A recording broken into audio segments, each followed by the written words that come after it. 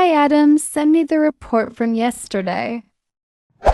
Hi, Adam. Could you send me the report from yesterday, please? Hi, Nora. Sure, I'll send it now. And help me with this. And could you help me with this? Of course. I'll help you with this later today. Do it now. It is urgent. Could you do this now? It's urgent. Sorry to interrupt. Do you have a minute? I don't have time. Hi, Liam. We're a bit busy right now. Could we talk later?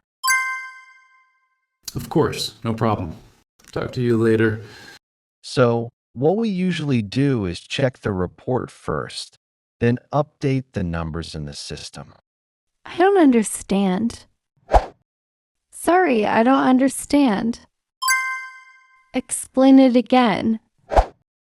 Sorry, could you explain this again? I'm going to the break room. Do you want to join? What? Sorry, could you say that again? Where is the report? Sorry, do you know where the report is? Wait. Could you wait a moment, please? Here you go. This is wrong. I'm not sure that's correct. Work on the report again. Could you work on the report again, please? Hi, Adam. You're late. Is everything okay? You're a bit late today. Could you come in for a moment? I can't. Sorry, I can't right now.